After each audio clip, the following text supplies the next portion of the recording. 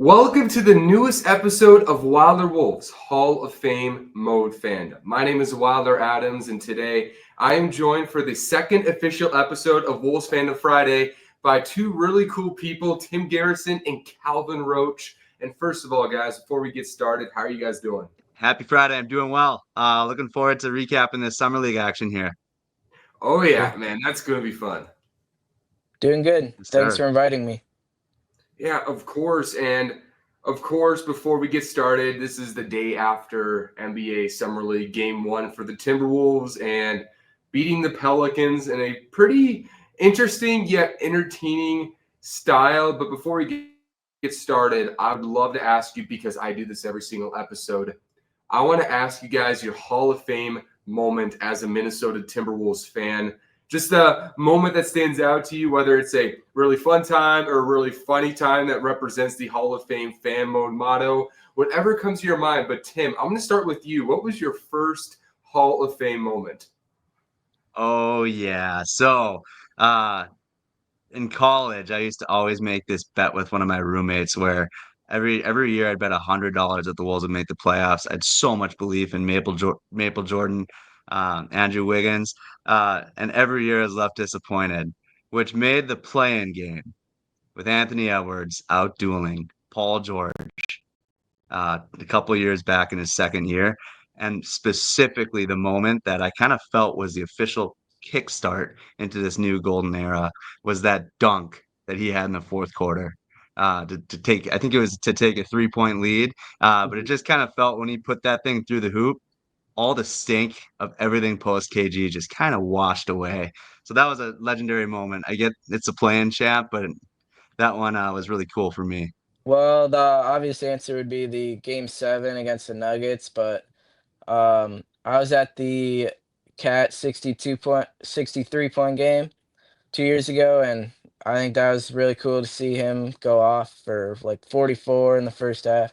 Even though they played like awful in the second half of that game, it was pretty cool to see Cat do that good. I remember that game too, because I was like in class. It was a late night class, and I thought, okay, Minnesota, they'll beat the Hornets, whatever. That was my first thought. Fortunately, didn't work out that way.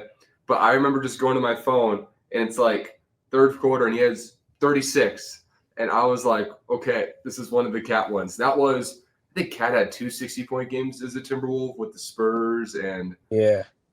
and the Hornets. And okay, Tim, I got a great story for you to follow up with that Clippers game for my Hall of Fame fan moment. Okay, so I was in Baltimore for a school event during that game, the play-in game, and the hotel room was to myself for like 3 hours, and I'm sitting in there, I'm watching TV, and this is of course like the end of the Timberwolves like travesty drought that we were going through, and in the fourth quarter, when I was realizing that Minnesota was about to make the playoffs, I was losing my mind so much. Like I was talking trash to the TV. I was yelling. I was so obnoxious. I was like, I don't even care if I get in trouble because I'm just going to live this up. And then 5 minutes later, I hear a knock, knock, knock on my door.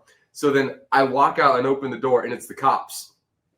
And then, and I'm like, hello, sir. And then these guys were like, a reported neighbor nearby was saying that somebody was acting out and wanted to check if there's marijuana in the room. And I was like, okay. So right after the Timberwolves made the play-in game or made the playoffs, I had a marijuana investigation in my hotel room with how I Oh was no. reacting to the Timberwolves playoffs. And just let everybody know, my hotel room was completely clean. Don't worry about me. But they were just sitting there like, okay, what's going on then? And I was like, the Timberwolves just made the playoffs. And then the cop gave me a fist bump right after and then just walked out. And That's I epic. swear that's a real story. And it's the only time I've ever had the cops come to my room ever in my life. And it's because of a Hall of Fame fan moment. So that's my latest Timberwolves story. So, Oh, that's a Hall of Fame moment, man. You got to celebrate the wins, and that's the way to celebrate right there. man, I was scared because I did not know what was going on. And I guess I didn't get in trouble. They just say keep it quiet. And at that point, it was out of me. So we were good. That was a But cool moment, though. I mean, we'd been waiting for that for a long time. I mean, I went to North Dakota State University, and oh, when we made the Jimmy Butler, uh, the Jimmy Butler year, we made the playoffs. Uh, I went up and asked the bartender, "Hey, can you put the Wolves on?" And he's like, "No, we don't put on NBA basketball up here." But now you just look around and everyone's got Wolves gear. Everyone's trying to get as much Wolves content as possible. It's just really cool to watch that flip happen from that laughing stock to, oh wait, no, they're not a laughing stock anymore. This team's pretty good. and Yeah. people just kind of think it's given, right? Calvin, you want to add? Oh no, just that's a pretty cool story too with the cops and stuff. That's crazy. Yeah, no, it was a fun time, dude. But I love that you guys are on the show. Thank you guys so much for hopping on. And I just for the day after Summer League, I would love to hop right in. And Calvin, I'm actually going to start with you. I want to ask you, what was your biggest just game one takeaway from the Summer League game against the Pelicans? I think Beringer looked like game ready. He did not look raw at all. He looked maybe some lapses on offense, but I mean he is a developmental project, but he did not look that raw. So I was thinking he looked pretty good. And if Finch plays him, which is he doesn't really play young guys, but I think he could get game like real minutes this year, which is pretty cool. Yeah, absolutely. He had a great game. And Tim, you want to add to that? Yeah, he was awesome. Beringer is one of my favorite prospects. Or Beringer, right? Is that how you say it? Hey, Beringer? Jay, yeah, yeah. Beringer. Yeah. We're gonna hear that name a lot. So I better learn how to pronounce that correctly.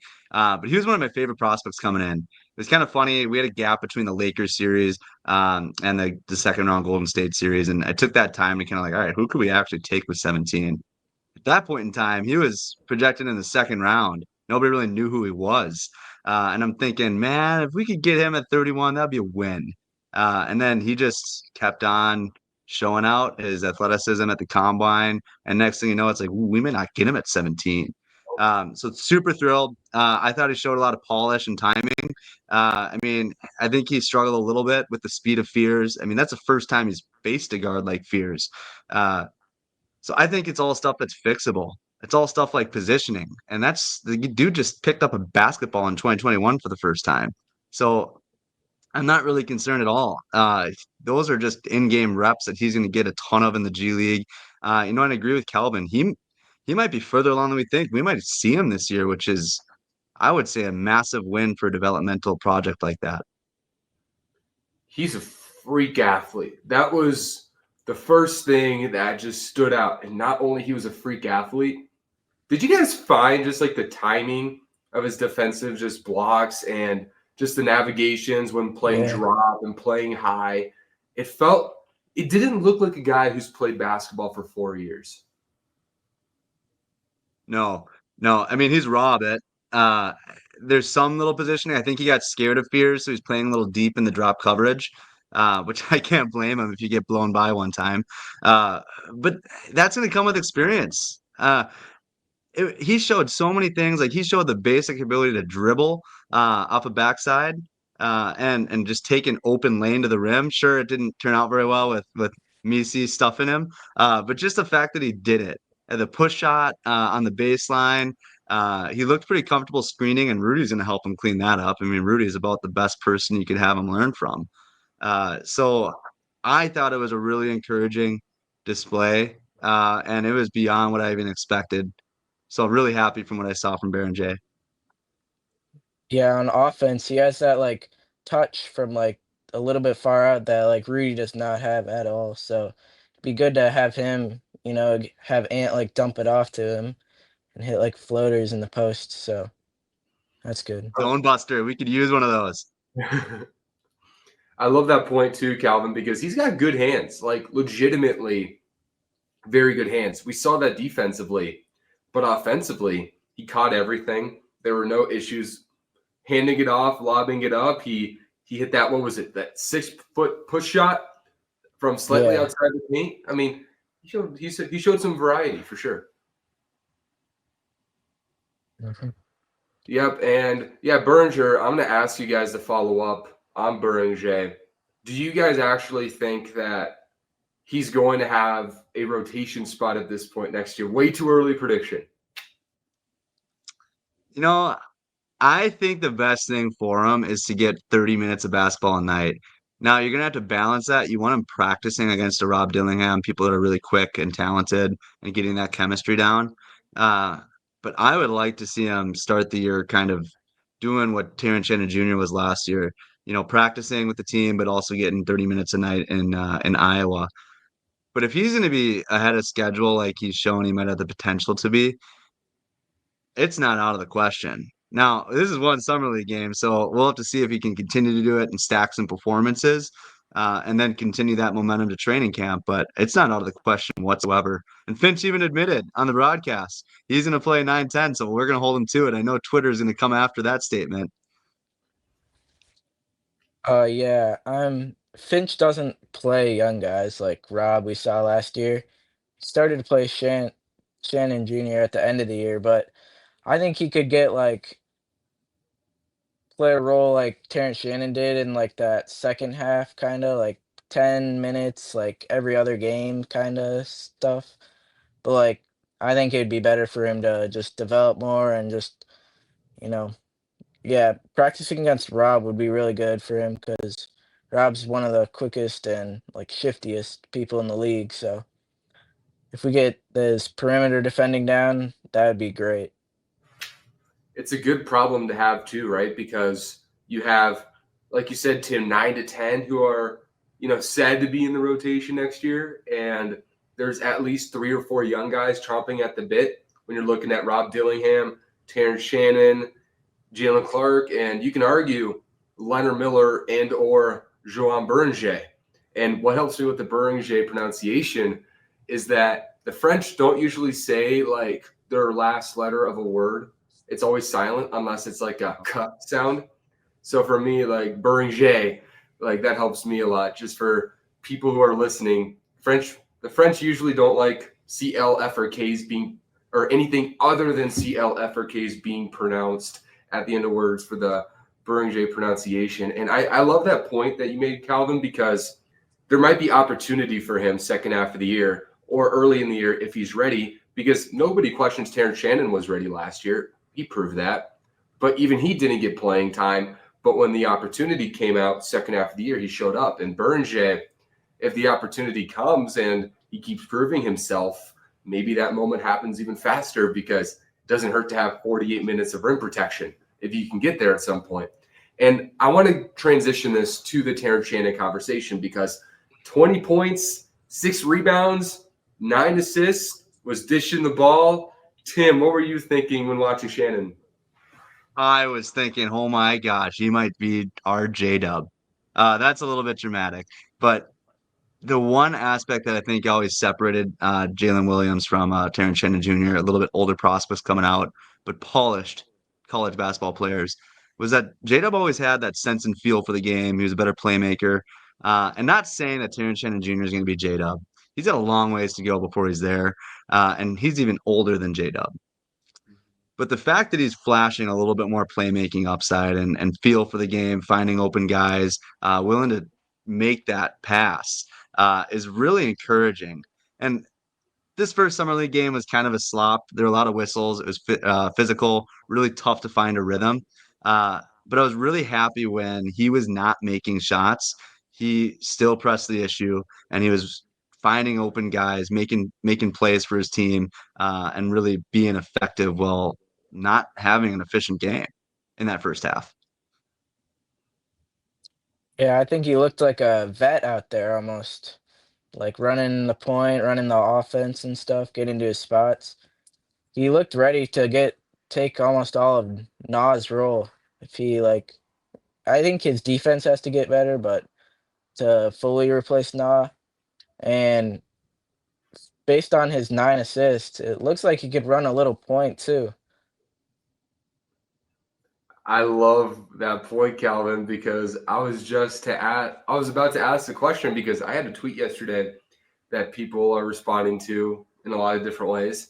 And I just said, and this adds up to what we saw last year in the regular season in stretches, the the ability to just make smart reads under chaos. We saw that build in the summer league or in the playoffs and now in the summer league, and he was the best passer on the floor yesterday.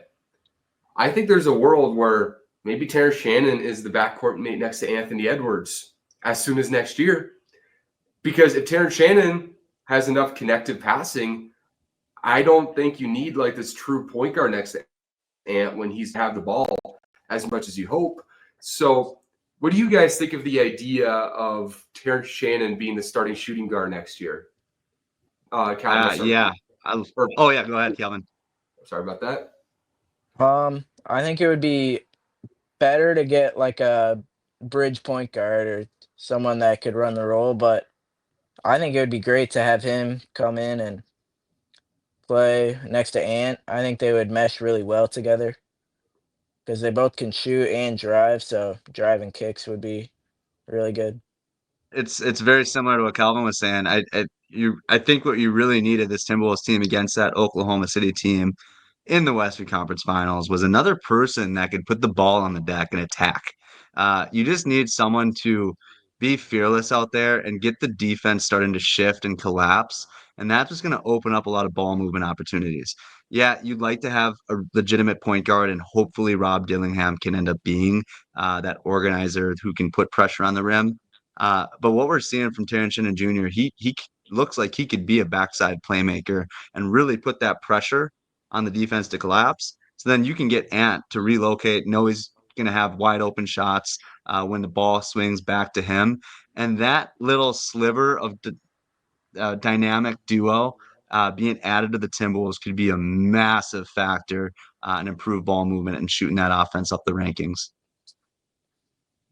If he can provide that playmaking too, he's adding size, he's adding physicality, and he's adding pace. And that's a lot of why Oklahoma City was such an issue for Minnesota in the conference finals, I thought. Minnesota just didn't have enough guys who gave them pressure with how much on-ball perimeter pressure they have. So if Shannon can do that, and also, like I said, I kind of buy into the passing.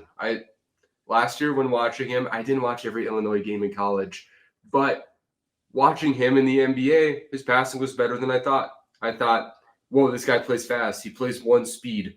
Maybe that means he's not going to be a smart playmaker and, struggle with turnovers and things like that, jumping in the air, throwing it out of bounds. But he was very composed, I thought, relative to expectation. And he built off that yesterday with his ability to have the defense collapse, like you mentioned, Tim, and just get the ball out, throw lobs. He did all of it. If he can do that, man, Ant's going to have a 32 usage. Just have somebody who can give pressure and point of attack reads. And I think that will make a huge difference for Shannon. If you guys had to pick your starting backcourt mate next to Anthony Edwards next season right now, today, it's always okay to overreact to Summer League. What happens in Vegas stays in Vegas. Tim, who did you have starting next to Anthony Edwards? So long-term, a Timberwolves player or anybody in the league? I was thinking on the roster. On the roster? Yeah, it's ideally I got a soft spot for Rob Dillingham. I think there's a lot of potential there as a passer, shot creator. The size is a concern, the defense is a concern. But if he can be a little bit of a pest, kind of in the vein of De'Aaron Fox, how he always is getting steals and just not being easy, even if he's in a mismatch scenario. That would be really beneficial, and that could be really nice next to Ant, an organizer who can shoot, make his own shot, and make defenses pay for loading up on Ant. But if this is going to be what Terrence Shannon Jr. is as a playmaker, a backside playmaker who can punish teams giving him an open lane to the hoop, it's hard to argue. I mean, he might be that player. And Ant can kind of play a little bit of point guard. It's not ideal, but you want the ball in his hands anyways. It could be him. I think Dante should start at point guard to start the season, and if Rob, I'd rather have Rob. If he develops, I'd rather have Rob at point guard than Terrence Shannon, just off of like the passing ability and stuff. But if Terrence Shannon is our like second shooting guard and can come in and play point guard next to Ant sometimes, that'd be great too. And I think Mike Conley has to play like down to like 10 minutes per game because he can't really drive and like attack anymore. So yeah. I've got Yeah, one you quick thought guys. on Terrence Jr. before we move on. I think he's a much better shooter than people think. So coming out of college, he shot 36% in college his final year at Illinois, but he was the number one option, the source of the entire offense. When he was open off ball, sitting in the corner, he shot over 40% from three in that final year. I think there's a lot more as a shooter if you get him consistent minutes, get him in rhythm, and he knows that he's going to have 25 minutes a game. I think people are going to be happily surprised what he put up as a shooter. Maybe not a 40% guy like a but I think people would be very happily surprised by his efficiency if he's given those minutes and those wide open looks consistently. He shot them with confidence in the playoffs too. And even yesterday, he had that step back midi. He shot, what was it, like 2 for 9 for 3, so not great. But I think he showed some interesting off the dribble stuff yesterday. And if he can build on that, that would be great. And Calvin, I love the Dante shout out because I think he's forgotten. And before his injury, he had that 6-game stretch where he was basically 18 points per game, making nearly half of his threes, finally hit his stride, and then he gets hurt, and then he comes back, and Minnesota catches a groove, so he has to readjust again. He's back on the bench, and I think the Dante thing is great. And to the Rob Dillingham point, Tim, I'm going to ask you one thing about that. How confident will you have to be that Rob Dillingham is ready to start before actually starting? Because if he comes in, right, and he's starting and he struggles and then he gets benched 11 games in, then I think the sirens go off way more than if you ease him in on the bench. I love that you brought that up. I want Rob to earn it. I don't want it to be given to him. So I think maybe you're stuck starting a Dante, not stuck starting Dante. I like starting Dante. I meant stuck starting maybe a Mike Conley for a couple games in the year just to get going. He's kind of somebody that can maybe help settle you into the season. But I kind of agree with you. I think Rob needs to earn it. Uh, and it wasn't his best game in Summer League, but I do think there's a little bit more positivity than maybe at first glance in the box score.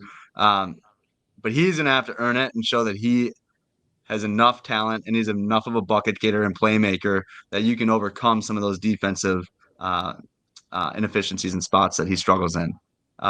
So it's a good question. It'll be interesting to see how they play it. I do think that Dante or Mike is going to start the year in that starting rotation, and Rob is going to have to earn it. Yeah, I think Rob is like not ready for the starting point guard yet, but Finch also like has to play him like off the bench for his development. Like he can't just like sit on the bench again for a whole year. So We can dive into this too. I mean, I think the Timberwolves have positioned themselves where if it is a disaster, maybe he can't quite play 30 minutes a night, he's struggling a little bit. The Timberwolves are a little bit positioned where they can make another pivot at the deadline. You got guys sitting out there in Darius Garland, De'Aaron Fox, who are right in that salary range at the deadline where you could attach Rob Dillingham and Julius Randle and try to make a move for a shift. So I agree with Calvin. You got to play him. You have to play him. You have to see what you have. And I would go as far as you need to play him a lot. Uh, but if there is the struggles and he can't quite overcome that, he's not improving by the deadline, I do think the Timberwolves have an avenue to pivot one more time. Was the shift comment, was that a pun intended? It wasn't, but I'll take credit for it. No, I totally agree. I mean, I love how you mentioned just the roster being such good position right now to make pivots, and that's why you have 4 players in that $25 to $35 million range instead of 3 players in that $60 million range, right? Because now teams can digest contracts and you can package more. And of course, it looks like Minnesota will be under the second apron next year. That's just what it looks like for now, which is, I think, a good thing because you only want to shoot that bullet 2 times in a 5-year stretch. So that's going to be interesting. And what did you guys think of Rob Dillingham's game? Because I thought it was really erratic. It felt like early he was looking to score, and it looked pretty good to start the game. And then he started missing shots, and then it felt to me like, okay, time to get the offense moving. And it felt like a lot of his passes were kind of not in sync with teammates, maybe a little rushed at times. Tim, what did you think? Yeah, right on the money. You know, I thought the game was a little bit sloppy. There were a lot of whistles early. It was really physical, and I honestly think it just knocked guys out of rhythm. Even Terrence Shannon Jr. struggled at first as well. Um, I also am gonna kind of I love Leonard Miller. I love him as a prospect. I think there's a lot of upside, but you could just kind of tell there was some chemistry issues with him and Rob. Mhm. Several of I think he had two or three turnovers where he was off a basic pick and roll set. Two of the times Leonard just didn't cut, and the pass would have been there if he would have cut. So it's hard when you dive into it. It's hard to kind of the seven turnovers is obscene, but when you dive into it, you kind of see his vision there. And there's another one where I think Beringer he broke open on a fast break, and I think Beringer was just shocked the ball got through to him. It was a ridiculous dime that just I think took Beringer by surprise. So I'm really trying to not overreact on this one. And I think a lot of Timberwolves fans just need to see how the next one goes because it was a weird game, lots of whistles. And when you dive into each individual turnover, I do see the vision in a couple attempts. So I think he's going to surprise people in these next few games. I don't think it was as bad. It was not good, but I don't think it was as bad as it's being made out to be. What do you think, Calvin? But yeah, I think he was like making the right reads, but he just wasn't like executing. Like him and the teammates just like weren't on the same page. But he was making the right like reads and stuff to do in the situation. And for shooting wise, he like got to his spots. I just couldn't hit a shot. So I wouldn't be too worried about him. Just see how it goes the rest of Summer League. But it wasn't too worrying. Yeah, totally. It was only one game, like you mentioned, Calvin, just one game. And I mean, he had that in 1-3 the first quarter. I mean, the step back jumper. So the shot making early was rather impressive. And I thought earlier he did look more comfortable in the first quarter than he did almost at any point last summer league outside the Orlando game when he had 25 and 12. So I still think he's going to show up. He has a lot of pressure if he doesn't show up. It would be really bad if he doesn't show up and we're coming into the season questioning like, okay, is Rob Dillingham the starter? Is he playing? What's going on there? Because of course Minnesota didn't make any big changes to the roster. Tim, is there any other fun takeaways you had? You mentioned Leonard Miller a little bit. Yeah, Leonard Miller, if you kind of caught my tone, I'm a little disappointed, which might surprise a lot of people who peep the box score. He had 20 points, 9 rebounds. But I thought they were kind of more empty calorie, to be a little hot takey here. I didn't really like the body language. I thought he had some lackluster effort. He didn't really follow through on some plays, which caused some turnovers that went to other players on the roster. But I think they were caused by Leonard. Um, there's a lot to love. There's so much raw skill. He can shoot. He has touch around the rim. He's as bouncy as Jared Vanderbilt is underneath the boards.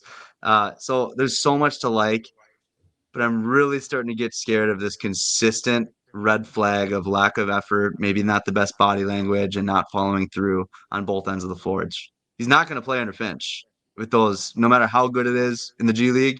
He's not going to play under Finch if he's going to have those type of performances. Yeah, I think you could tell he like could be a stretch four in the future, but he has to work on his defense. Like he's good on offense. He has a lot of moves he can go to, but his defense needs work too. I was watching that game, and I'm not saying Leonard Miller is a better prospect than this player, but watching Leonard Miller and Derek Queen guard each other cracked me up because that moment I was like, wait a minute, are they the exact same player coming in? And it felt like that at times, of course, because their really unorthodox footwork and their size and the theoretical skill. You You hope the jumper's there. You hope the defensive reads are there. The reads aren't there for either of them right now. But I thought I love the point you mentioned, Tim, is also because Leonard Miller, those turnovers with Rob Dillingham were his fault. Those two back-to-back pick and rolls where, I mean, he wasn't even pick and popping. He was just like pick and floating. Like Rob Dillingham, he wants like a sharp roll. That's what Rob Dillingham wants. So you give him a screen. He wants to go up, one dribble, quick pass right there. That's going to work super well with Beringer, by the way. Beringer, Rob Dillingham is a great mix, and you can tell that already. But just going the high pick and roll and then the quick bounce, and it is on Rob to understand your teammate there and to be a little more intuitive, just understanding the timing, not just what you want the timing to be, but what the timing is realistic going to be. So I did think that Miller, he did seem somewhat disengaged. I thought he had a lot of Chino Hill's transition buckets in the second half that kind of helped his stats too. So is your guys' stock on him down? Is it up? It's not up from what we're talking about, but can you describe your Leonard Miller stock right now, Tim? I have such a hard time with that question because I legitimately believe that there's as high as an all-star upside with him. But it's never going to happen. It's never going to happen if he's going to be that lackluster on his effort and not following through on plays. He's never going to get enough playing time. The talent's there. I mean, he in the past, he's even flashed a little bit of playmaking. He can shoot from deep. He has such great touch, and he's got some of the best bounce. He's like a pogo stick out there. There's so much to like about him as a prospect, and he's still really young. And if I'm Chris Finch, I'd take the film of that game and just show him, hey, you know what? See how you just kind of floated there? I love how you described that, by the way, because he did. He was in no man's land a couple times in a row. If I'm Chris Finch, I just show him you're never going to play if you do these type of plays. These are losing player plays, and we don't play losing players on a Western Conference Finals team. So this is kind of going to be an issue with him. If he can clean it up and recognize, hey, if I pop, I have the range to make this, or hey, I'm athletic enough to finish through these guys because he has shown he can finish through contact. He's just got to play more decisive. He's got to play with more effort. And when things don't go his way, he's got to lock in. If he doesn't do those things, he's never going to even have a chance to fulfill his potential. What do you think, Calvin? Yeah, I just has to like hustle more. There was one roll, like Beringer set a screen and he like sprinted to the basket on the roll, got by everybody. Like if Miller does that, I mean it would be great, but he obviously is not really doing that right now. So like Tim said, Finch has got to talk to him and stuff. So yeah. The challenge for What the Miller. difference is between Beringer and Leonard Miller? They're complete opposites out there. Oh my gosh, yeah. Just the motor and just the buy-in from Beringer's night and day. Night and Yeah. day. I mean, he had those two blocks, and the first thing he's doing after a block is starting to sprint up the floor. It's just incredible. The motor on that guy, it's all day. It's the Energizer Bunny. He just keeps on going. I know Minot got the lawnmower tagline, but we got to come up with something for him too. Oh my gosh. What's lawnmower in French? We'll have to figure that out. Yeah, we need Rudy's help on that one. Yep. Yep. That's not my vocabulary. And I was joking with my friend next to me at the game, and I was like, I don't want to overreact, but Beringer looks like Wilt when he sprints. Just the way he runs. It's like, oh my gosh. He's a freak athlete, man. Freak athlete. And to the Leonard Miller point, too, there's some players, I'm sure you guys totally know. Some players, their games scale up and they scale down. And ideally, you have players that can scale up and scale down. J-Dub, for example, earlier, you mentioned Tim is like the perfect example. He can scale up and be your best or second best player. He can scale down and be an excellent role player. Leonard Miller's game doesn't scale down right now. He wants to be a primary player who makes those primary decisions, and he has the talent to do that in a G League level and be prime Shaq down there. But in the NBA, he's got to figure out, like, am I good enough to scale up and still be that valuable in that way? And if I can't, how can I scale down? He has the tools, and when he got drafted, what was one of the first things talked about him? Motor, motor, motor. We haven't seen that in the NBA. It hasn't scaled down. He hasn't bought in consistently defensively. Like anytime people attacked him at the rim yesterday, foul, right away, foul. We just knew he wasn't going to alter the shot. So I worry about his game scaling down in a championship context. What do you think, Tim? I mean, I almost have nothing to add. That's right on the money.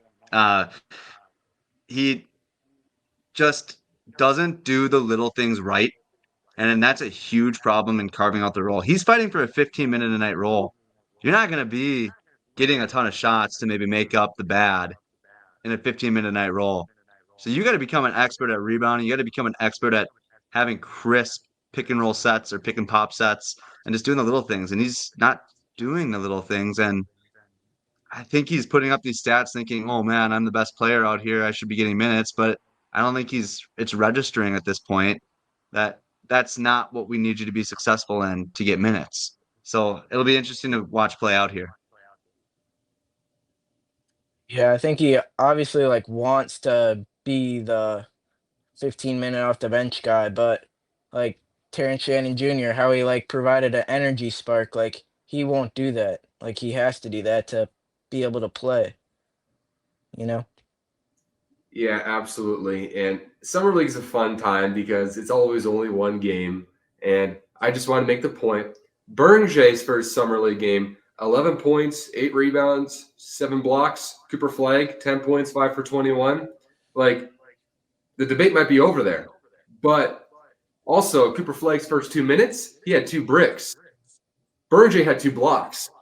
So I think Minnesota got the real number 1 pick, not to overreact. But to close out before we end this show, what do you guys think of the Jalen Clark game? Any other notable players on the team? We also saw Roko Zakarski in the game. What do you think, Tim?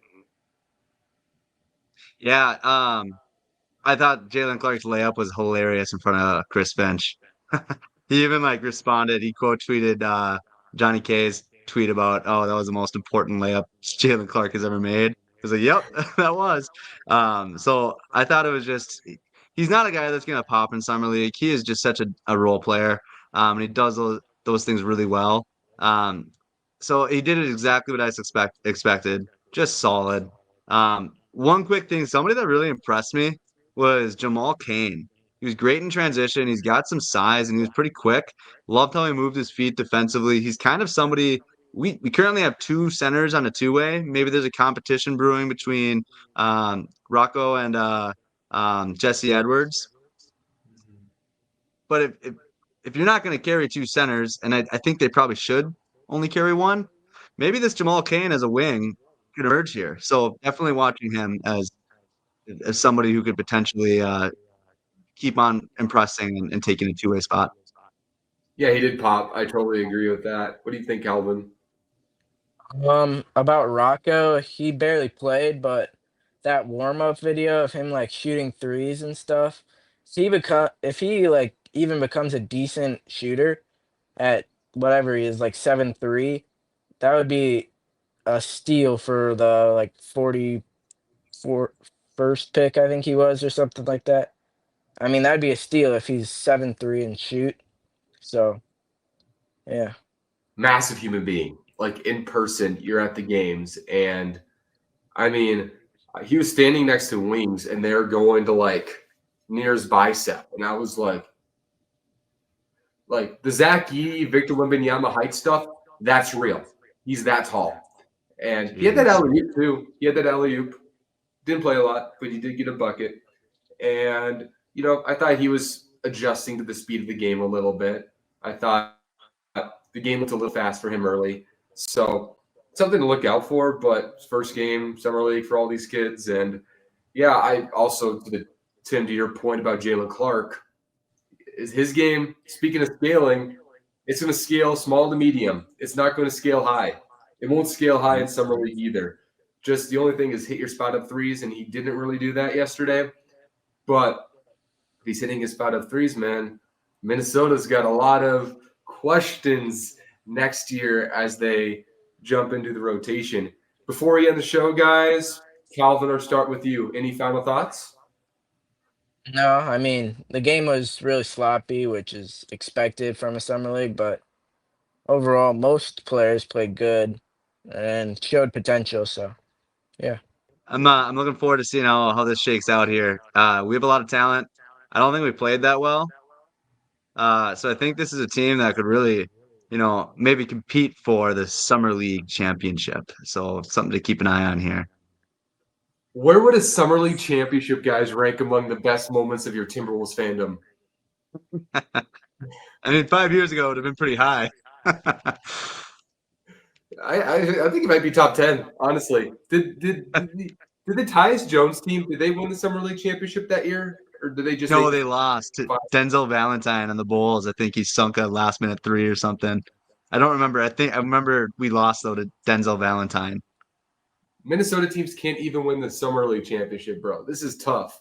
This is tough. Yeah. Calvin, do you think Minnesota, where would that championship rank among your Timberwolves fandom? Yeah, top 10 definitely, but I think it'd be cool to see. And then like getting like a Terrence Shannon Jr. MVP or Joan MVP, that'd be amazing. There'd be some wild agendas next year, starting Oh yeah. this end of July with Summer League. Thank you guys so much for hopping on this episode of Fandom Friday. By the way, it's been so fun to have you guys on, and we're doing this every week, everybody. So last week we didn't because 4th of July, and this week we're back. We're in Vegas right now, shooting right now with shaky hotel Wi-Fi, but we're working with it, and then we'll be back next week. Anybody wants to hop on the show, leave me a DM. We can get something figured out. And once again, Calvin, Tim, thank you guys just so much for jumping on the show. This is Wilder Wolves Hall of Fame Mode Fandom.